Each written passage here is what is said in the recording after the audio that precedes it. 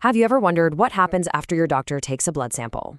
It just vanishes behind a closed door, and then a few days later, the results magically appear. Well, today, we're going to kick that door wide open. We're unlocking the secrets of the incredible, high-tech world of the medical laboratory. Let's go. So, here it is, our central mystery.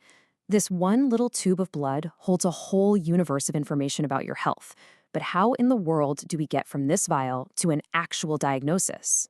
Well, it's a journey, and it all happens inside a kind of high-stakes, high-tech detective agency. That's right. The best way to think about a medical lab is as the ultimate detective agency for your body. Your sample, whether it's blood, fluid, or tissue, that's the #1 clue. And the staff inside the lab, they're the expert investigators, and it's their job to crack the case. Now, every great detective agency has its team of specialists, right? So let's meet the brilliant minds who are actually analyzing the evidence and piecing this whole puzzle together. Who's on the case? First up, you've got the pathologist. This is your lead detective, the chief of the whole operation. A pathologist is a medical doctor with years of specialized training, and their job is to take all the data, all the clues from all the tests, and put it all together to make that final critical interpretation. They're the one who ultimately solves the case. And then you have our hands-on forensic expert, the medical laboratory technologist. These are the highly skilled pros running all the incredible, sophisticated equipment we're about to see. They're the ones in the trenches, meticulously analyzing the evidence to pull out every single piece of data. Okay, so before the high-tech interrogation can even begin, the evidence, our sample, has to be prepped. And believe me, these first steps are absolutely crucial. You have to get this right to make sure the results are accurate and the whole investigation isn't compromised from the start. So our blood sample's first stop is usually right here at the centrifuge. In our detective analogy, this is where we separate the witnesses. See, blood isn't just one thing. It's a whole mix of different cells and fluids. And this machine's job is to split them all up. The science behind this is so simple but so powerful. The centrifuge just spins the sample at insane speeds. This creates a force that yanks the heavier stuff, like red blood cells, down to the bottom into a dense little puck. And the lighter liquid, the plasma, is left floating right on top. And just like that, our single piece of evidence is now neatly separated into distinct parts, each one ready for its own unique analysis. Now, in any good investigation, you can't have contaminated evidence. It's a non-starter. And that's where this beast comes in, the autoclave. It's kind of like the guardian of the lab, making sure that every piece of equipment is completely sterile so no outside germs can mess with our results. And it does its job with this brilliant 3-phase process. First, it sucks all the air out of the chamber. Then, it blasts everything inside with super hot, pressurized steam, holding it at a temperature that just obliterates anything living.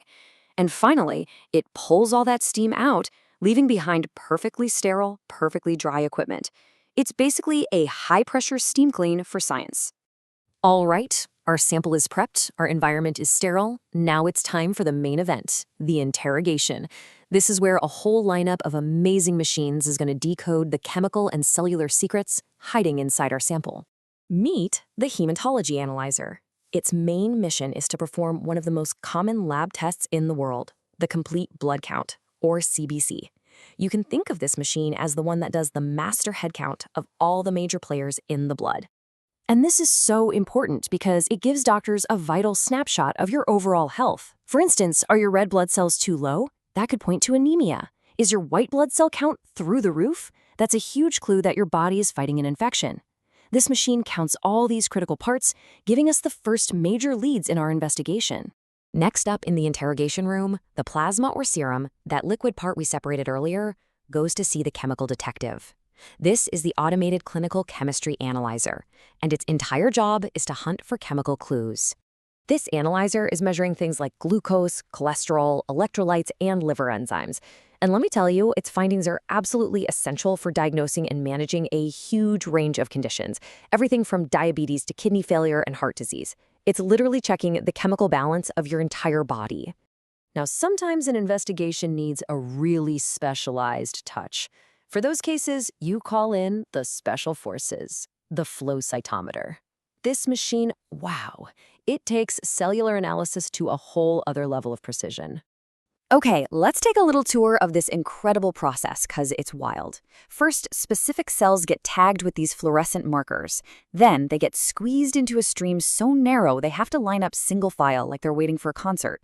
One by one, each cell zips through a laser beam. The way the light scatters and glows tells the machine exactly what kind of cell it is. It can then zap the cell with an electric charge and sort it into a separate bin. It's like a microscopic bouncer for your cells, identifying and sorting them with unbelievable speed and accuracy. But hey, the lab's investigation isn't always confined to what's in a test tube. Sometimes, to solve the mystery, the detectives need to look directly inside the body itself, and that requires totally different kinds of tools. Take this, for example, the medical bone densitometer. This machine uses a very, very low dose of X-rays to measure bone mineral density. It's the key tool for spotting things like osteoporosis and figuring out someone's risk for fractures. And you can see how the diagram becomes reality. For the patient, all this complex tech just feels like a quick, painless scan that gives a crucial window into their bone health. So when the results come back, they're broken down into two key numbers, the T-score and the Z-score. Here's an easy way to think about it. The T-score compares you to a healthy 30-year-old at their peak. The Z-score, on the other hand, is a peer comparison. It compares you to other people your own age and size. A weird Z-score might tell doctors they need to investigate a whole different kind of case. So, after all the separating, all the counting, sorting, and scanning, what happens next? Well, all of that raw data, all those individual clues, they finally come together to solve the case. This is where it all leads. The head count from the hematology analyzer, the chemical levels from the chemistry analyzer, any special tests, it's all compiled into one single, comprehensive report that tells the complete story of what's going on. And this, right here, is why it all matters so much.